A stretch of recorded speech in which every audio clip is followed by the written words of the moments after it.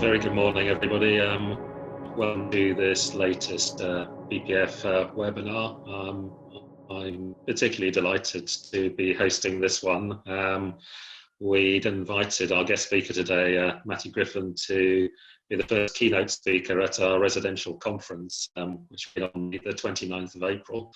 Obviously, we find ourselves in a very place, and I'm grateful to Matthew for being prepared to do this electronically this morning. I know he's got a lot of quite exciting things, I think, to show you. Some things that he plans to do, other things that he is wondering that may get through the conditions that are in it, and just to make it a little bit more fun. Matt is CEO of the World Forum and 311 Institute. He has a hugely impressive biog. I won't read all of it, but he is a futurologist of mega trends and how those affect our lives.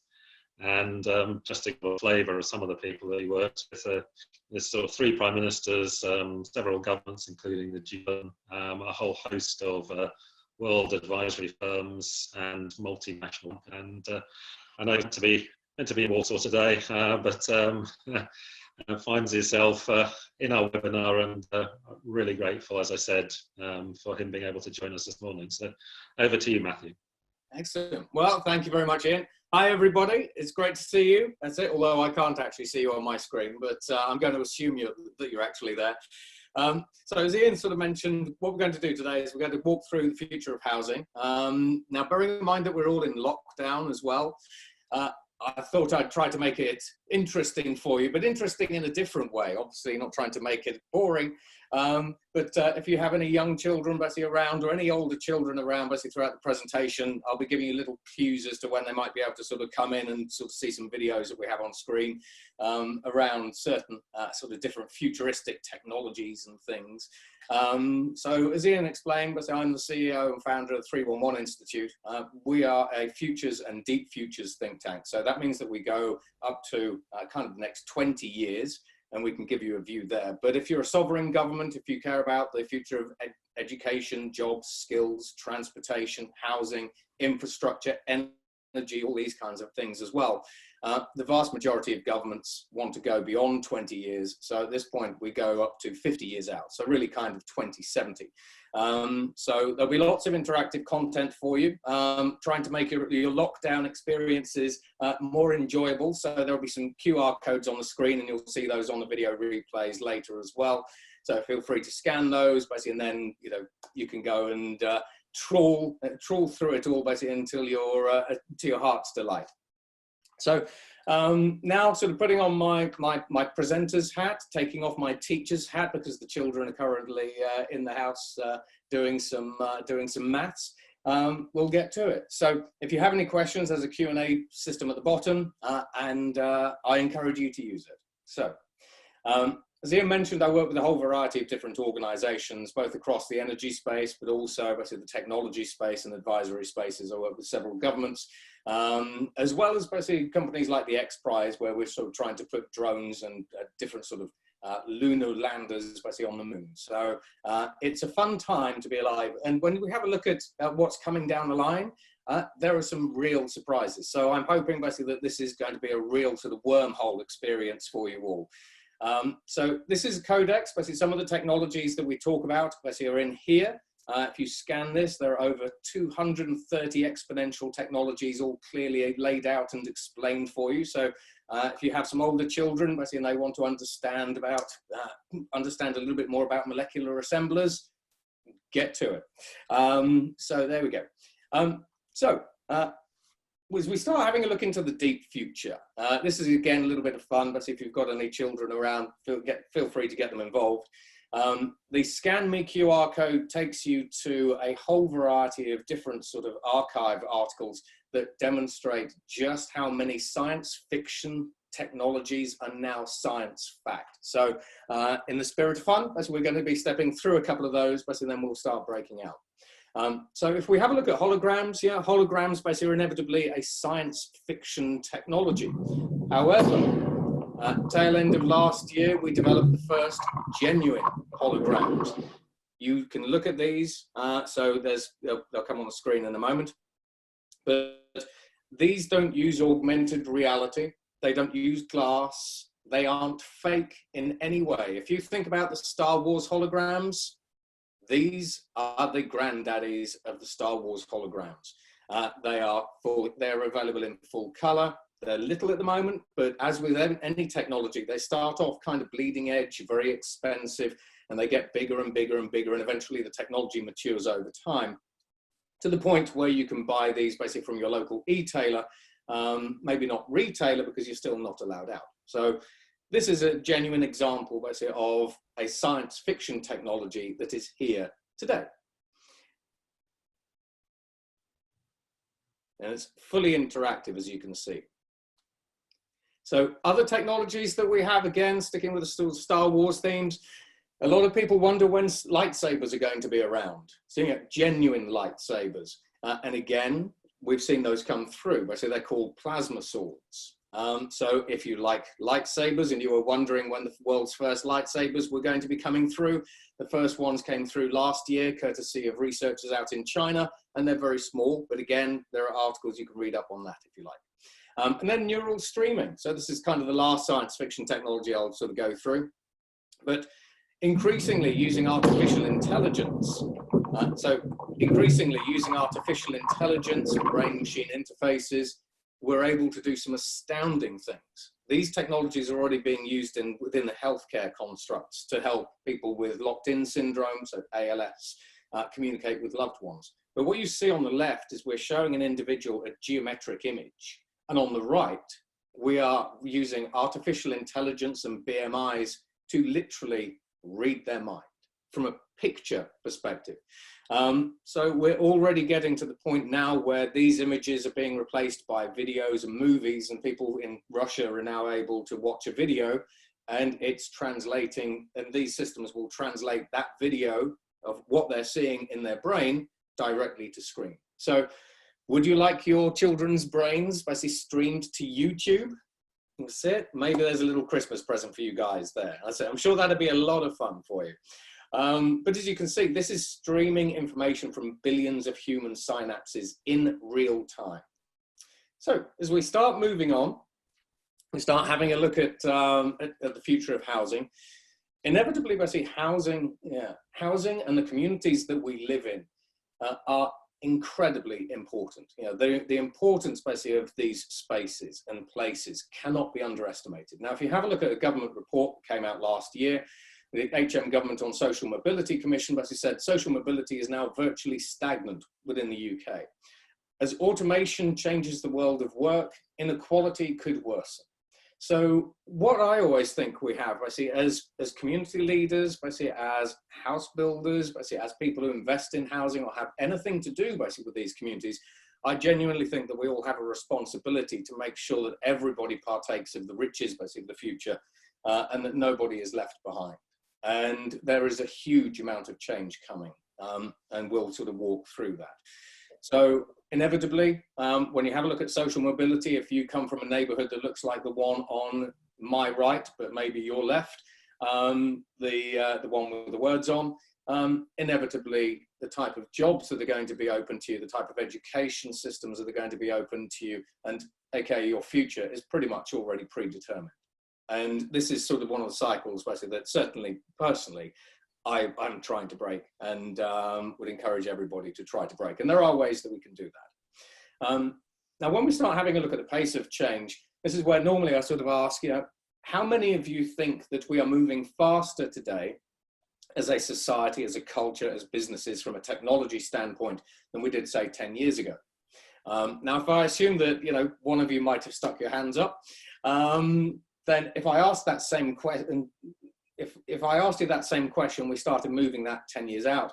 In the year 2030, do you think that as a society, we are going to be moving faster or slower from a technology standpoint? Bearing in mind that the faster and more powerful the technologies are that are coming through, the greater the impact, basically, and the bigger the type of change.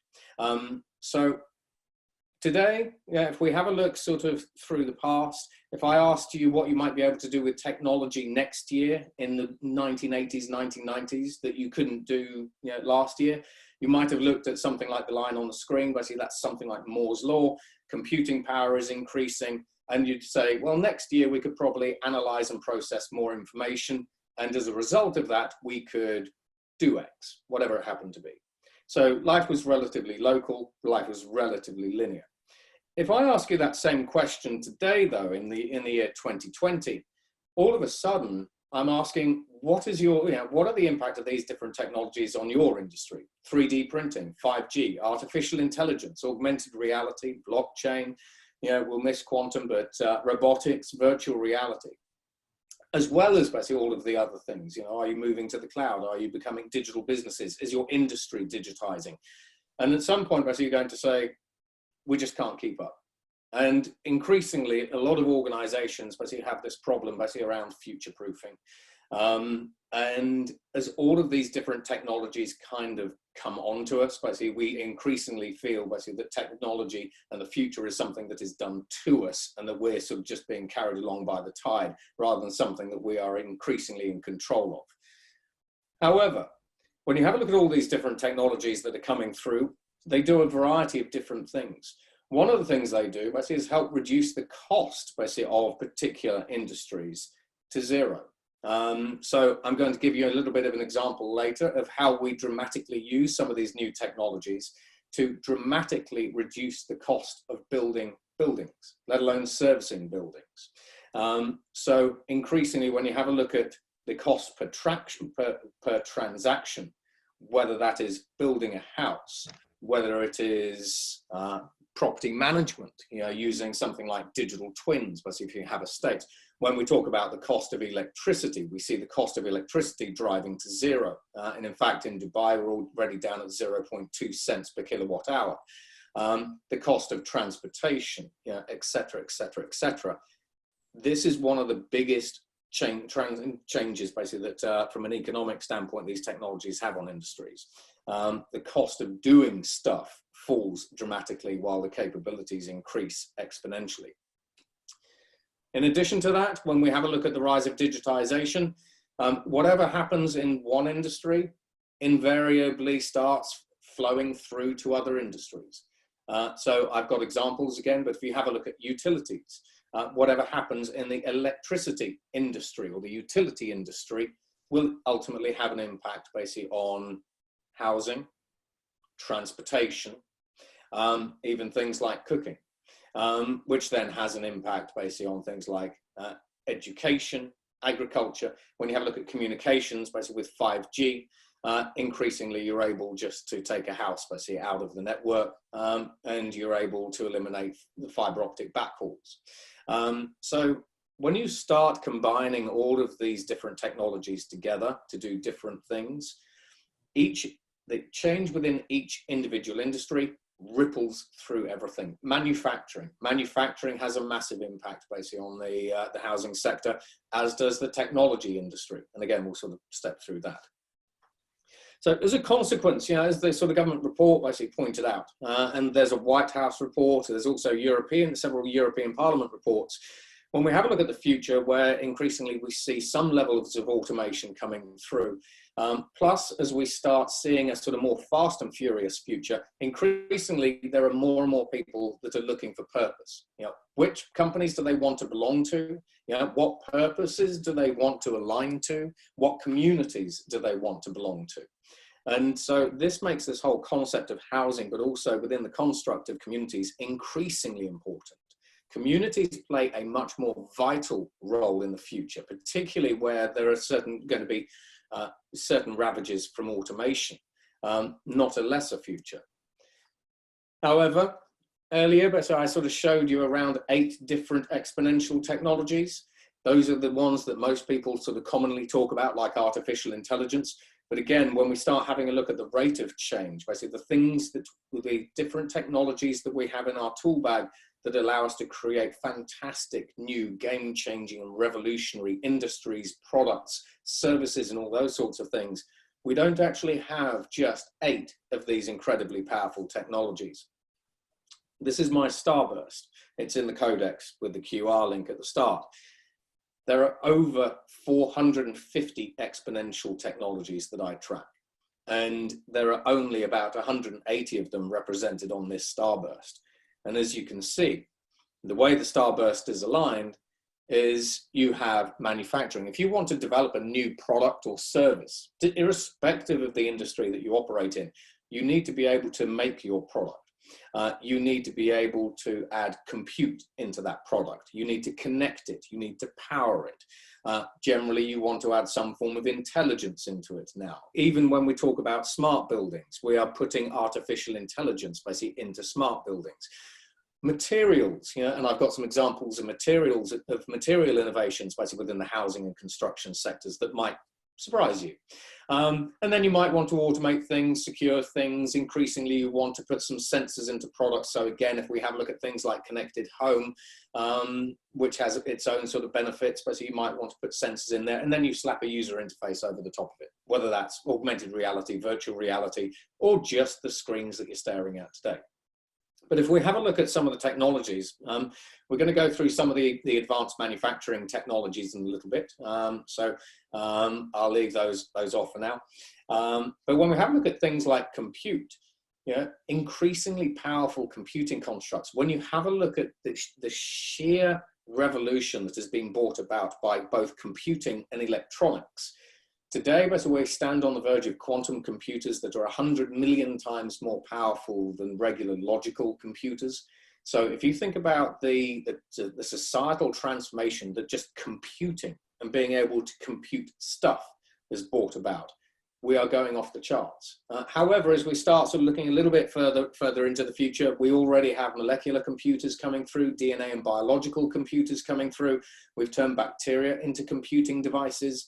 We have liquid computers coming through, neuromorphic computers coming through. There's lots going on there. So even today's most powerful supercomputers, one called Summit at the Department of Energy, can be packed onto a computing chip the size of a fingernail, thanks to neuromorphic computing. So now start thinking that, as I sort of mentioned earlier, we accelerate, we continue to accelerate. From an electronics perspective, we have self-healing electronics, basically in biological electronics already coming through. From an energy perspective, I'll go into that in a little bit more detail later as well. From an intelligence perspective, there we go. From an intelligence perspective, we have relative artificial intelligence today. Tomorrow, in sort of 2035, we have artificial general intelligence, where AI has the same level of intelligence and intellectual capabilities as humans. That's a societal changer there. We can also 3D print artificial intelligences and make them out of DNA.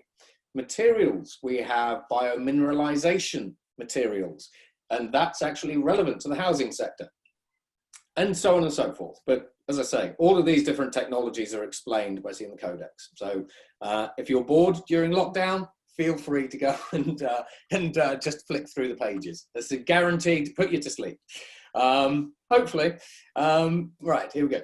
Now, as we start having a look at the future of the construction industry, again, this particular QR code on the screen here will take you to the future of construction sort of articles basically on my website. So you can sort of dig into all these different technologies and innovations basically in more detail at your own leisure. There's all sorts of new things that are coming through. So when you think about how we build houses, how we build communities today, today, as I mentioned earlier, your broadband is provided to you via a fiber optic cable into your house. But we already have home builders that are eyeing up 5G, for example, because once 5G comes, and 5G, there's various flavors of 5G. There's kind of really blazing fast 1.5 gig a second 5G, and there's sort of 100 megasecond 5G. 5G increasingly lets you cut the cord.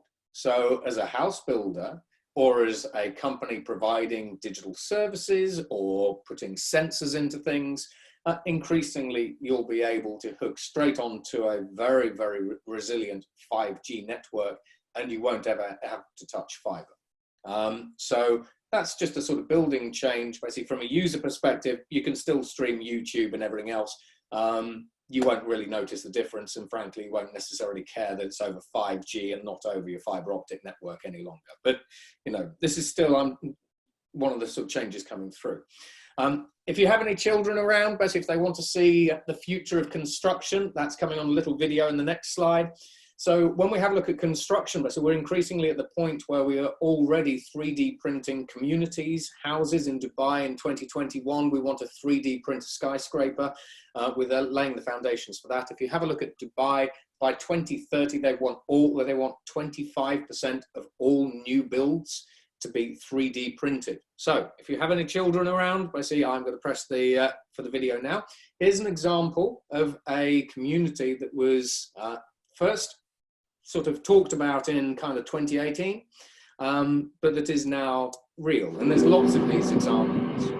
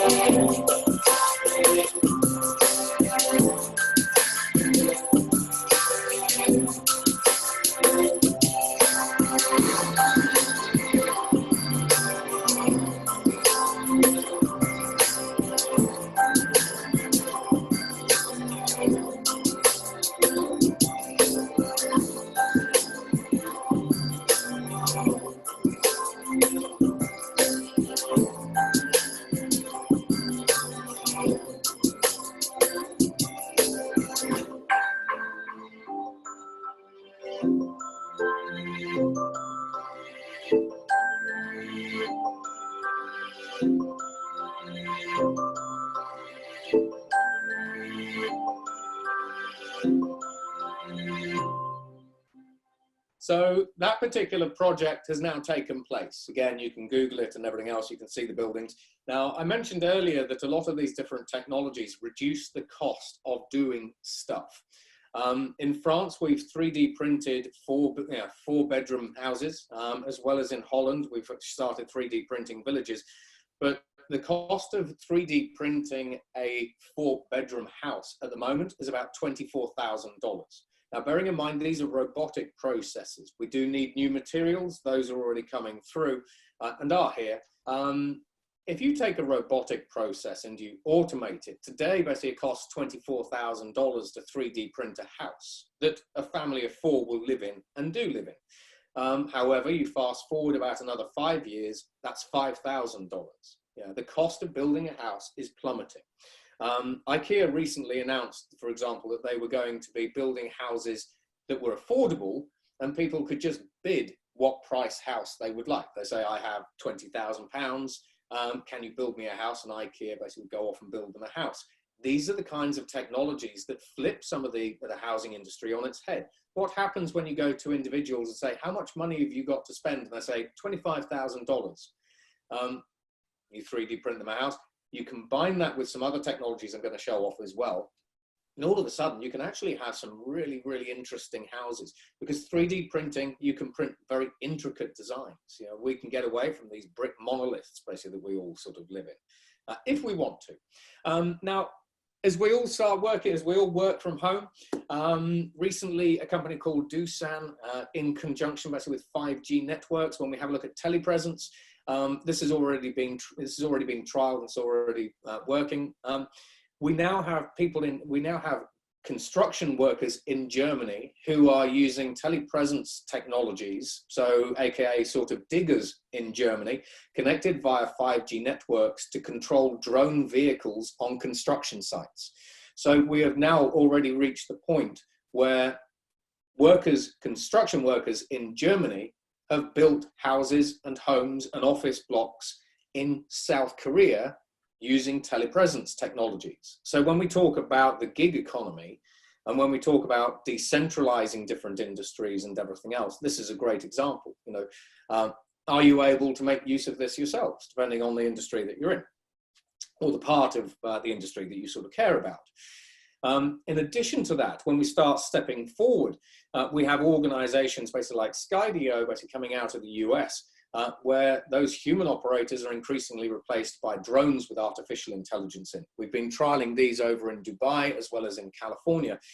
And rather than having a human telepresence operator controlling drone machinery on construction sites, for example, in South Korea, we now have drones and artificial intelligence project managers.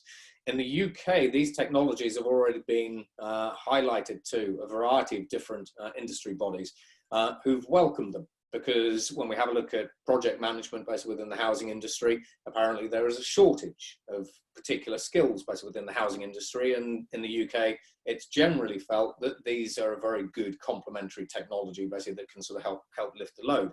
So we are already at the point where we are building buildings autonomously, but we're at the very start. Bearing in mind this accelerates out, these technologies get bigger, better, cheaper, they're able to build more complex things. When we have a look at sustainability, now I mentioned some sort of different technologies here. This is an example of the future of innovation and creativity. And we, again, already have these particular machines designing cities, houses, and all sorts of different products. So I'm going to play a little video. If you've got any children around again, this is the future of innovation. These are called creative machines, and they're already here.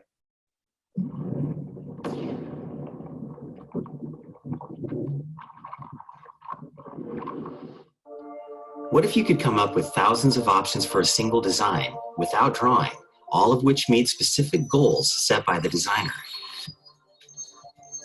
And from those options, pick the one design that delivers on the most important criteria, the design you couldn't possibly have imagined. This is generative design, a technology that harnesses massive computing power, creating forms with precise amounts of material only where needed, achieving maximum performance while wasting nothing. But generative design can be about much more than simply turning out alternatives. Prototypes can be scanned and equipped with sensors that provide real-time performance data that can be looped back into the design process, so the object, in effect, co-designs itself. And depending on the material and method of manufacture chosen, the software can optimize the design for those choices. The things that have limited us in the past, software, materials, manufacturing, no longer do so. With generative design, the world can look and perform any way we want it to. This is the next stage in the evolution of design, and it's happening now. So when we start applying that to the housing industry, because I put this in with sustainability, we can do the following. So we can now use these creative machines to design different products, including houses, including open spaces and communities, as well as cities as well. So these machines at the moment are capable of iterative innovation, but eventually they start moving through to primary and disruptive innovation. However, when you have a look at the underlying technologies, don't think about individual technologies. Think about how they can be combined to change the status quo for better. So here we have examples of artificial intelligence. AIs over time will get more powerful. We have more powerful computing platforms that those AIs can run on, which means that they can design better, more complex, more sophisticated products faster. We then have new materials and we have new advanced manufacturing technologies coming through. So for example, these creative machines can design a house and then get a 3D printer to 3D print it. Now, as I say, I put it into sustainability for the following reason. These creative machines, you can talk to them and say, design me a house using the minimal amount of materials possible.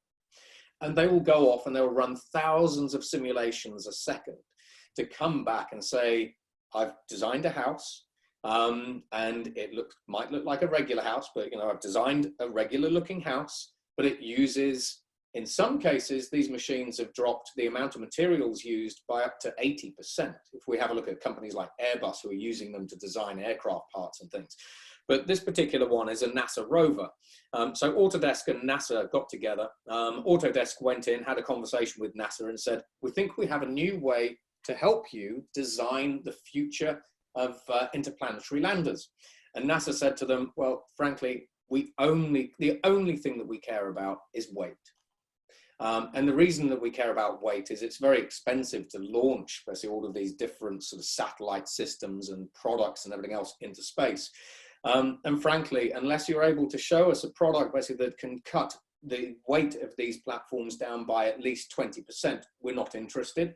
And frankly, we don't think you're going to be successful at all, because we have the world's top experts at the Jet Propulsion Laboratories down the road in Florida, who work on these problems. And over time, they've only been able to reduce the weight of our products by around 2 to 5%. So yeah, good luck, go away. And they sent Autodesk away with a flea in their ear.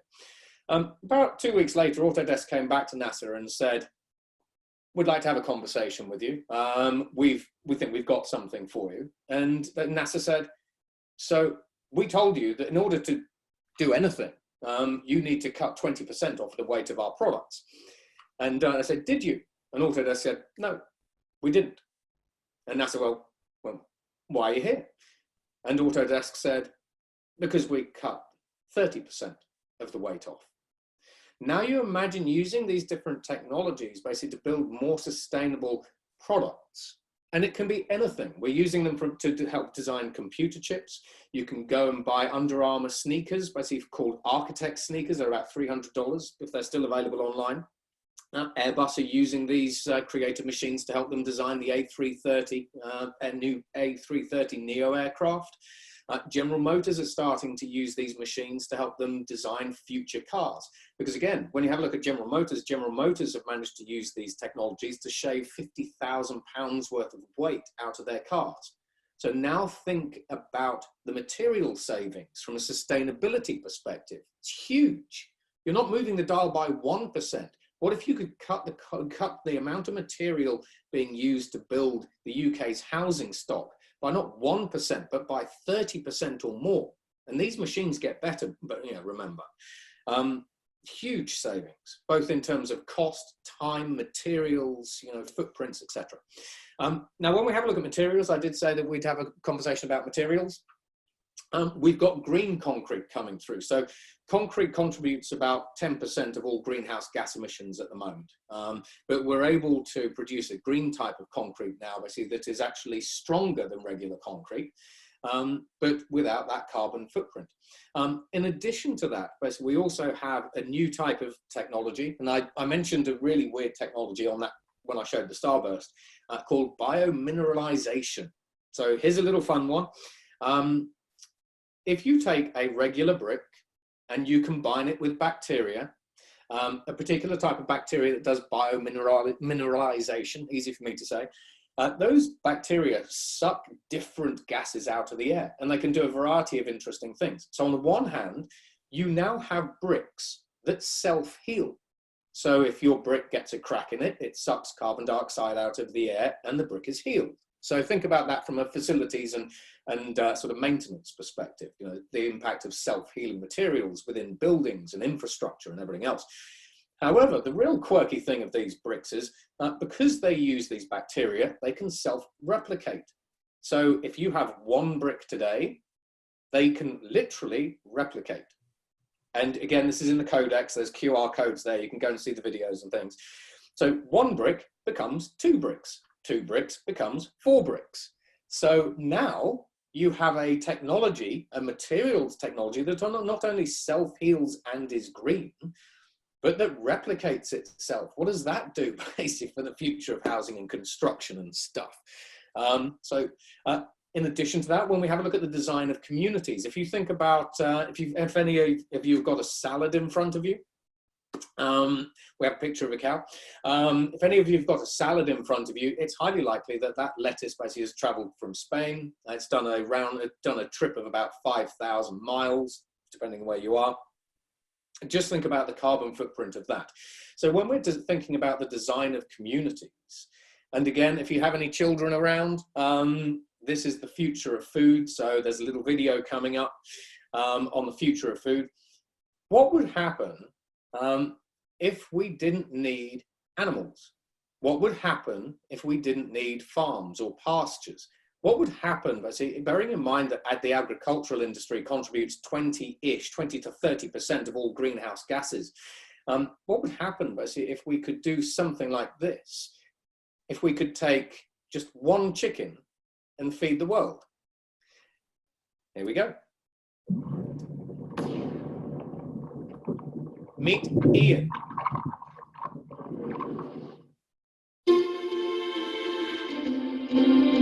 We've all been there, right? In the grocery store. Oh, I'll just buy this meat. And there it is. And all we have to do is buy it. We don't have to think about what it took to make that chicken in that nice packaging. But the reality of the way that it came about, it's incredibly unsustainable. And that's one of the biggest problems facing humanity right now. But we figured out a way to solve it.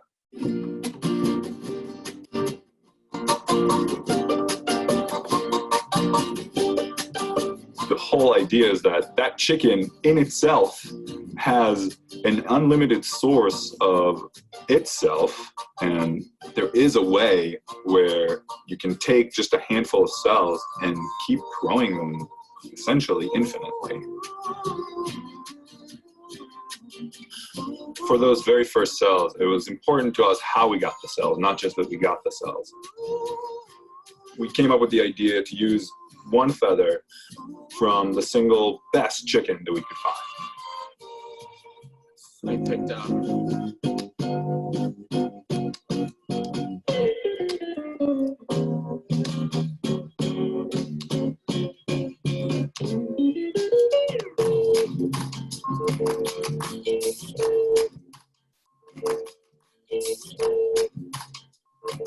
The first thing we need to do is we need to identify a cell that we are going to use as the basic starter material.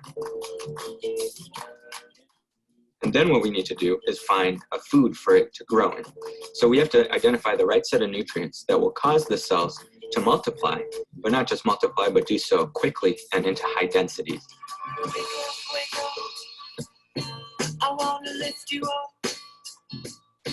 I want to dress you up. Let's be friends.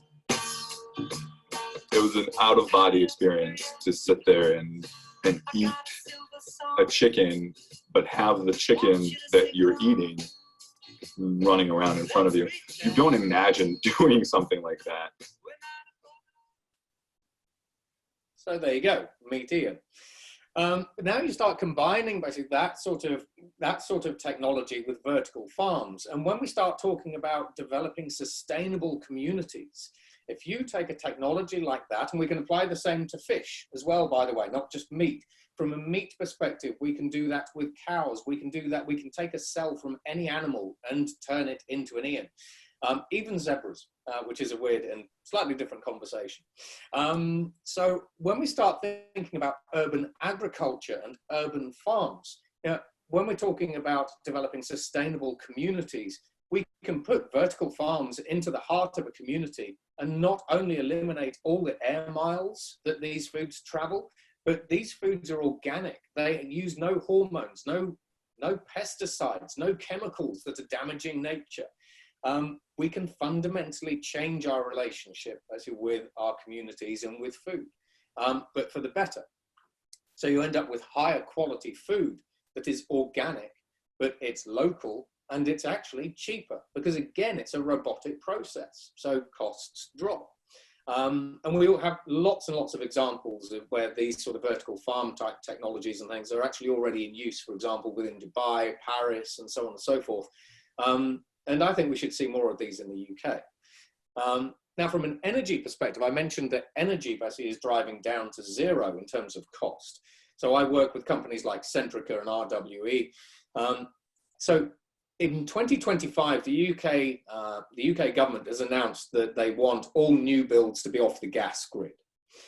So they want houses to be electric only, so the electrification of the housing stock. I can already disconnect you, your community, your individual house, basically from the energy grid, because I can put a solar panel on your roof and disconnect you.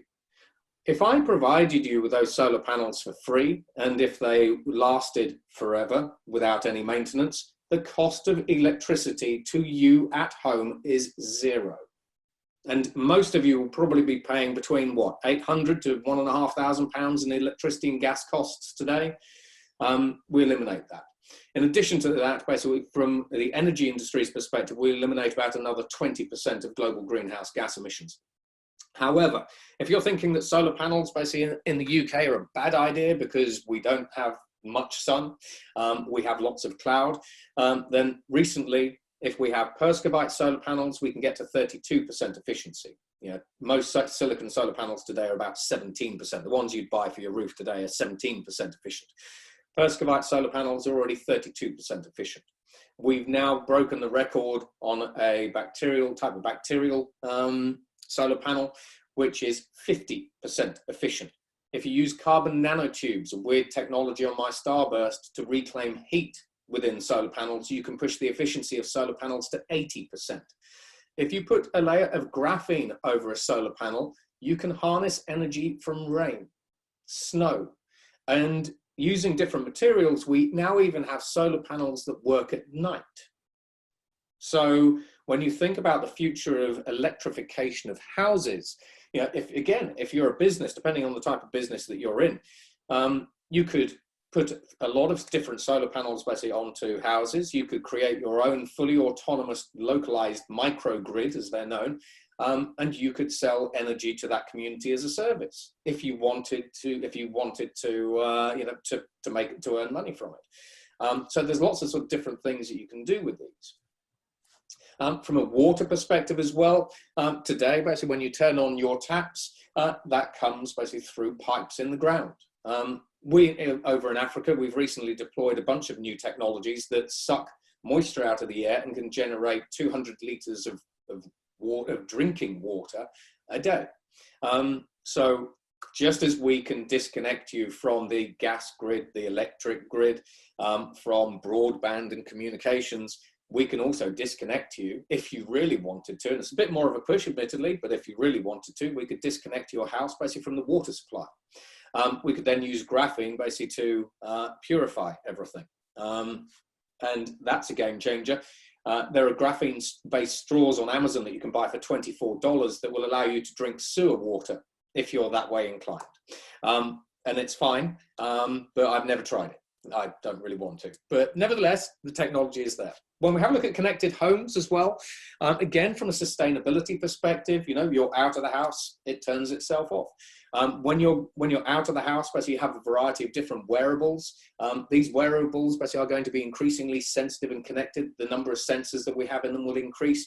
One of the sensors that's coming through is cortisol levels. So when you are allowed out of the house, and provided we don't all turn into a bunch of agoraphobics, these sensors will be able to tell your stress levels.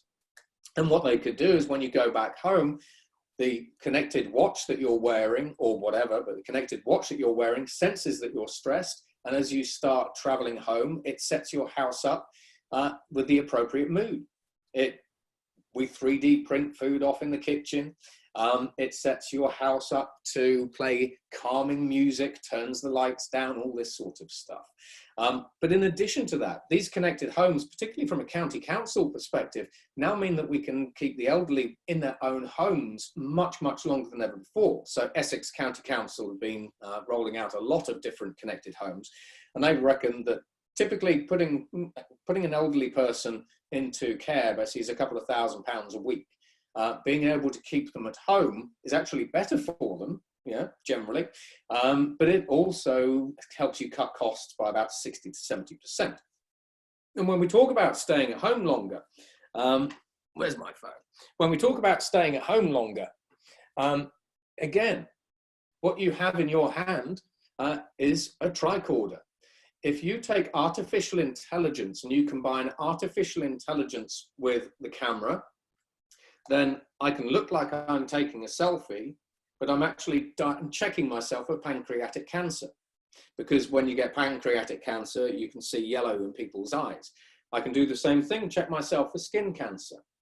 If I talk into the phone, I'm using artificial intelligence and the microphone to determine whether or not I have ADHD, PTSD, the onset of dementia and Alzheimer's and all these sorts of things with a 90% accuracy. If I take the accelerometer that's in the phone and I put it to my chest, I can detect whether or not I have the onset of heart disease. So when we talk about the things that we can do with connected home, these are becoming increasingly powerful and let us diagnose more symptoms than ever before, more accurately than ever before. And by the way, in that past, what, minute, 2 minutes, I've just essentially done a health checkup. If I talk into the phone as well, it can tell that I'm getting ill, because when you get ill, you typically sort of sound gravelly like this. And as we have a look at coronavirus, for example, again, it's on my website. But as we talk about coronavirus, these same technologies are now being used to let you talk into a microphone on your computer to determine whether or not you have or are likely to have coronavirus, because the voice gives away a huge amount of information. And that's being run by some of the US universities, by the way. So on the one hand, yeah, and then in addition to that, if you have a Wi-Fi router, courtesy of MIT, we can push an artificial intelligence firmware update to your Wi-Fi router. And then all of a sudden, your Wi-Fi router can now sense whether or not you're ill, because artificial intelligence turns your Wi-Fi router into the equivalent of sonar. So if you're limping, if you're on the floor, it can tell people. So those are becoming incredibly powerful. When we have a look at well-being, Hull County Council recently trialed community crypto. So again, if you're doing good in the community, if you're volunteering, if you're being helpful and kind to your neighbors, they will literally give you cryptocurrency and they will give you a discount off your council tax bill. Because up until now, if you volunteer, there's not really been any way to record what you've done or who you've done it for, or the things that you've achieved. So community crypto schemes basically actually help reward the community in new ways to do good things. As we look at the future of training and education, this little QR code takes you to a future of education and training codex. So again, if you have young children or older children, basically it's an interesting read. But when at the start of the presentation, I said that community in the future is even more important. And the reason for that is if you think about just the sheer amount of automation that's coming through, we're already seeing the automation of lawyers, of doctors in certain settings, surgeons, brain surgeons. We're also seeing the automation basically of manufacturing again, of insurance clerks, basically of data scientists, of AI programmers. As automation continues its rise, basically, sort of through this industry kind of 4 analogy, all of the things on the screen are going to become much more important for us as humans. These are the soft skills: adaptability, confidence, creativity, entrepreneurship, empathy, ethics. Now, just think basically about how communities help foster every single one of these different soft skills. Are you maximizing? We talk about the contribution to the economy and to each other, but designing communities in new ways, or at least bringing these in, actually help us better prepare for the future as individuals. And then, as I say, this is sort of why these ideas of community spaces, are so increasingly important in the future. There shouldn't be just places where people in spandex go. They should be entrepreneurial centers, inspirational hubs of learning, basically engagement and socialization and all sorts of things. So we have that. Now, finally, we sort of come on to the last bits. When we have a look at the future of mobility, because again, house prices are impacted by mobility. There's a huge amount of change. If you're sitting, for example, on the outskirts, basically, of the A4, I used to trudge up and down the A4 all the time. You have houses that are covered in soot. The occupants are only ever exposed to noise. Think about a future, basically, where there is no pollution and where there is no vehicle noise, for example. Now think about the value of that land stock, but also think about the benefit of these newer technologies, basically, to those individuals who live on the margins of these roads, as well as in very busy communities near motorways and so on and so forth. So transportation itself, it's more mobility than transportation, will increasingly become on demand. Increasingly, you won't own a car, you'll just call a car up on demand from Mercedes or Tesla or Uber or Lyft or wherever you want to get one from, and it will just drive itself to you and pick you up and take you wherever you want to go. Just that on-demand piece basically should reduce the amount of traffic on our roads by 30%, and in our communities. Have a look out your local windows. How many cars are parked on the curb? How many arguments have you all had basically about, you know, car parking spaces and everything else, particularly with today's planning laws, which frankly I think are daft and don't actually help really the communities at all. When we have a look at transportation, it's being electrified. You know, we can see this all around us, basically electric cars, hybrid cars, and it's not just cars, it's vans, it's semi-trucks, it's cargo ships, it's aircraft. Everything in the transportation space is being electrified. And of course, when we have a look at the electrification, today, basically you sort of plug, if you have a Tesla, you plug it into your Tide grid storage sort of charger basically on your wall. These technologies are coming through faster and faster and faster. Today you have electric cars with lithium-ion batteries in that you end up plugging into your supercharger at home. We already have wirelessly charged electric vehicles coming through from BMW. So if you think about that, you can design your houses differently again. Thirdly, we also have solar-powered cars basically coming through true solar-powered cars that never need to be plugged in from Hyundai, Toyota, and Lightyear One. Remember that solar panels basically get better, they're flexible. We even have spray-on solar panels coming through. So even when you have a look at wireless charging can help you take out 80% of the lithium-ion batteries basically within electric vehicles. When we start using different technologies in depth, you can eliminate the batteries from cars and vehicles completely. This is the Terzo Millennio that you see on your screen from Lamborghini. Again, you can look it up. It looks like it'll be available in 2030. It uses a type of battery called a structural battery. Again, carbon nanotube tech. What's special about this car, and we have other cars already coming through as well, is that the shell of the car is the battery. No lithium-ion batteries in this one. And this is a hypercar. So when we have a look at the future of electricity and energy, as I say, we're fossil fuels today, basically they're smelly, basically we have a lot of diesel particulates. During lockdown, we've seen the amount of diesel particulates basically just drop off a cliff. People in India for the first time have been able to see the Himalayas because smog is gone. So after lockdown and after COVID, hopefully basically all these technologies will continue to accelerate. But we have biofuels, basically we have wireless charging, we've got structural batteries coming through. These are for vehicles as well. We have 3D printed lithium-ion batteries. If you think that when you buy an electric vehicle or have an electric vehicle on demand, it's going to have a bunch of batteries in and needs to go to a charging station, that's old tech already. We already have all this new stuff coming through. Which means fundamentally, as you look out your front window at all the cars basically that are jamming up the streets and your driveways, you can get rid of them. So you get your front gardens back. Your communities basically change because you have no vehicles, or you have a dramatic reduction in the number of vehicles that you have going around your communities. Pollution drops, healthcare and asthma, people with asthma basically feel a bit better. And so on and so forth. There are lots of health benefits basically to these technologies. As well, basically when we have a look at cars, we're taking the operator out of vehicles. Consider this, we have already started seeing the death of the car. Because if I take the steering wheel out of your car, if I take the pedals out of your car, the dashboard out of your car, do you have a car or do you have an autonomous pod? You have an autonomous pod. Your car is dying. And when you have an autonomous pod, you can do a whole variety of new things. So firstly, shops can come to you. This is the Toyota e-Pallet. It can come to you. In the morning, it doubles up as a commuter bus, basically, so you can take your children to school or take you to work if you're allowed out.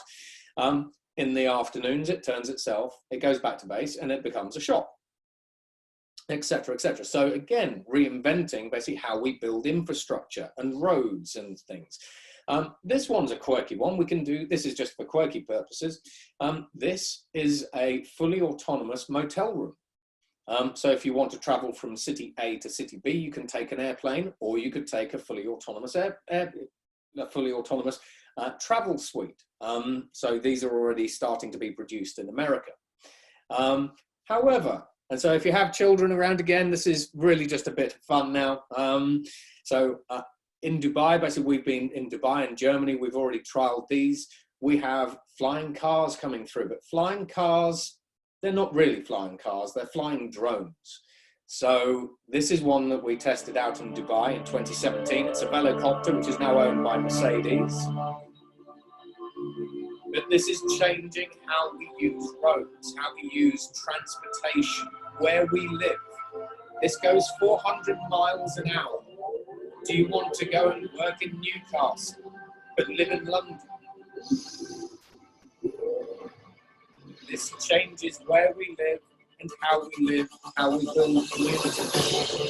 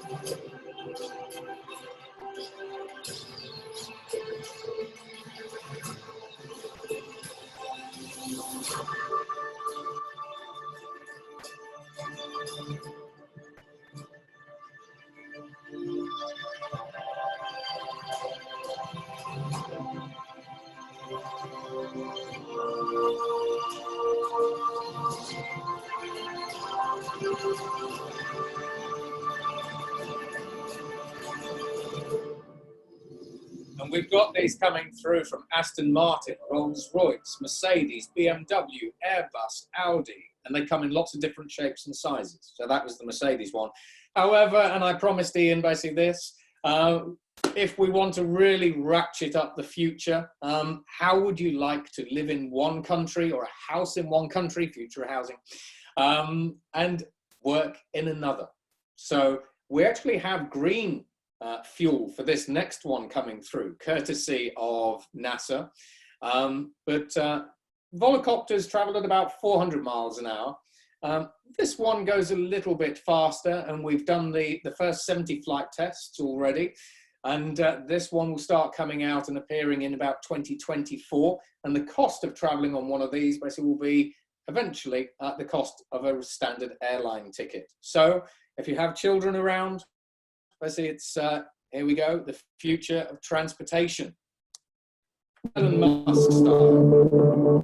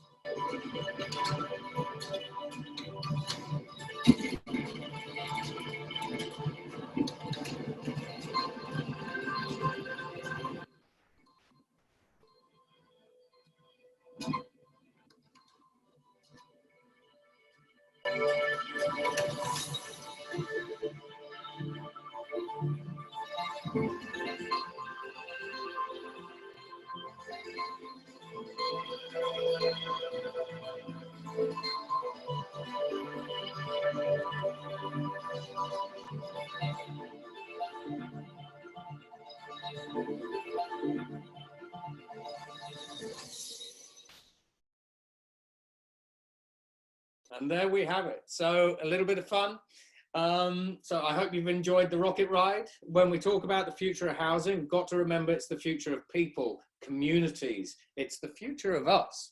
And with all of these different technologies that are here today, as I've demonstrated, just imagine basically how we could reimagine housing and communities basically for a better future for all of us. So with that, thank you very much. I hope you all managed to stay awake. And yeah, thank you for joining our webinar. Thank you very much, Matthew. That has come up on the chat from Alexandra. She's said amazing presentation. I can only agree. It was mind blowing in parts. Not sure on the chicken called Ian, but brought to mind the Back to the Future phrase. Nobody calls me chicken, but other than that, just as I say, mind blowing. We had, I think, a couple of questions which we can maybe rattle through. The first was one that had come to my mind as well, which was from Antara, and she says, prop tech and construction tech are notoriously slow on uptake. What do you think are the most significant barriers to adoption in the UK? I suppose my thinking was the other way around, and that are there particularly good examples of non-technology sectors that are very good at adopting technology? Yeah, no, absolutely. So yeah, when it comes to adopting these technologies, or not really adopting these technologies, but just getting a point of view. Are these technologies interesting? Are they then interesting enough for you to want to do something with, and so on and so on. So it's culture and regulation. As we see, as I travel around the world, when I'm allowed, as I travel around the world, we have countries that are using all of these different technologies to transform different parts of their economies for different reasons. And in the UK, when we have a look at the UK housing sector, status quo basically is a bit of a killer. But culturally, I'm a little bit saddened basically sort of in the UK, basically that we aren't using more of these technologies basically in anger. And my general feeling is that we're getting left behind. Particularly when we have a look at the future of construction. Eastern Europe, North America, the Middle East, even Africa, basically, and certainly China, basically, are already well ahead.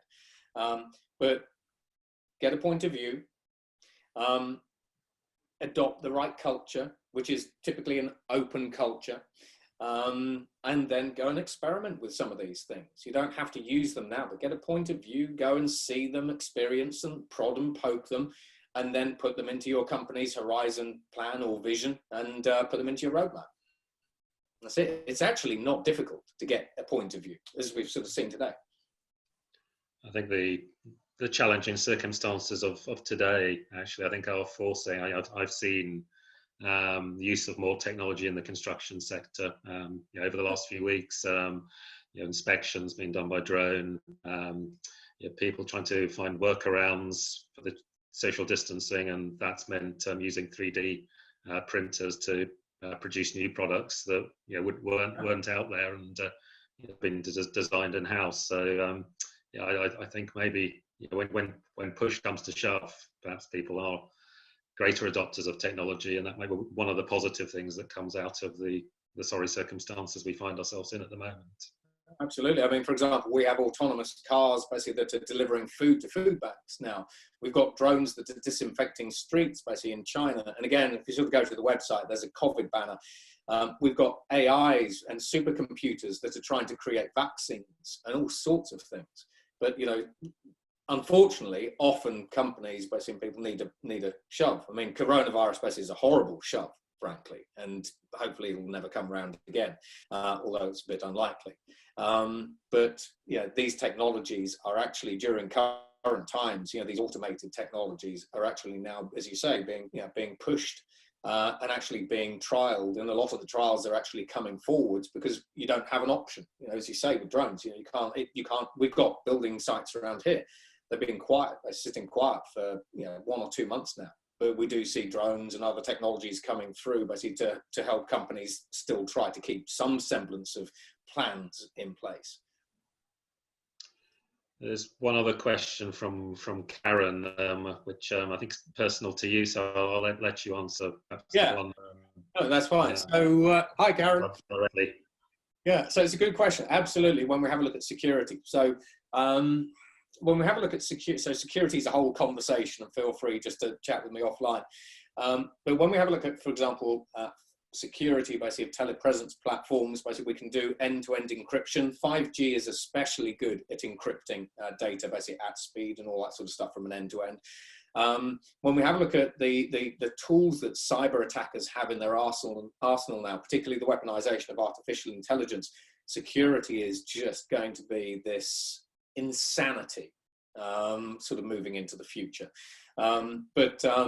Certainly, when we have a look at remote working in other countries, end-to-end encryption, and that's really the sort of the main one. Some of the other technologies that are coming through, like deep fakes, and again, if you go to the codex, it's a big codex with the QR was at the start and on the screen now. You can have a look at the section called creative machines. So the future of innovative machines are in there, but also the future of deep fake machines and things are in there as well. Security's always got to be forefront, but for what we'd be looking to do, work remotely, encryption is actually good enough. I'm conscious that people will be teeing up for lunch, so last question from Georgia, who's wondering if you actively invest in the technologies, or the particular things that you think are just sort of mind-blowing and that people should be investing in. Oh yeah, I'm one of those people. I play around with other people's money, so I don't invest myself. However, I actually work with global asset managers, basically like Legal & General. So we have about $1.2 trillion basically under asset. BlackRock with about $7 trillion under asset. And ironically, particularly when we have a look at sustainability, I've sort of found basically that on the one hand, let's say, for example, you take the oil companies, you can encourage them to do the right thing and say, we think that the right thing is X, Y, and Z, and you validate it and quantify it and all those kinds of things. But ultimately, if you take an oil company, for example, and they just go, you know what, we're just not interested in helping the green agenda, save the planet, whatever it happens to be, then certainly shareholders, basically, so companies like Legal & General and BlackRock can go to them and say, well, if you don't buck up, we'll just sell the stock. When you have a look at the European Union as well, the European Union is now getting companies to promote ESG values first, so environmental, social, and governance values first. And then in addition to that, when you have a look at the global asset managers are increasingly only really investing in organizations that have green credentials, that are ethical, which has always been a thing, but ethical, sustainable, moral businesses. There's also a rule basically called the shareholder primacy rule. And the reason why I'm saying this is because if you have a look at the vast majority of PLCs today, one major complaint of PLC that people have of PLCs is that they only operate quarter to quarter. They aren't interested in the future because you have to invest. And so they're interested in quarterly results. About this time last year, about 180 of the Fortune 250 CEOs, Matt Damon, Jeff Bezos, all got together in New York as part of something called the Business Roundtable. And they decided that they would kill off the shareholder primacy rule that was put in 1990. Now, what this essentially means is that means that over 180 Fortune 250 CEOs and their companies are going to shareholders and saying, we are now going to be investing in communities, social programs. We are going to be investing for the future. We're going to be building the future in a way that we've never built or invested in it before. And if you don't like that, get out of our stock. And so increasingly, when we sort of have a look at these, certainly investments, I come across basically a lot of really interesting companies, basically, that are doing some very interesting stuff. And when you start tracking the success or the likelihood of success of a lot of these different technologies, like Ian the chicken, you can see the technology. Then you see entrepreneurs come in and ecosystems develop, but then you see investors coming in And if you have a look at the future of agriculture technology, Jeff Bezos just invested $250 million. Ocado, basically, if you use Ocado have invested in vertical farm startups. So the lettuces that you buy in the future from Ocado will likely come from their warehouse, not from Spain. So the investment space is a really exciting space to be, but it's a really great opportunity to help make a big difference. So yeah, I play around with other people's money. It's the best way to do it. Thank you so much, Matthew. That's been fantastic, and yeah, really teed up the bank holiday weekend. There's a lot. I hope a lot of people will go back and have another look at the slides. And that only leaves me to say to all those that have viewed, yeah, thank you for joining us, and enjoy the bank holiday weekend yourselves. Well, thank you very much, and thank you, everybody.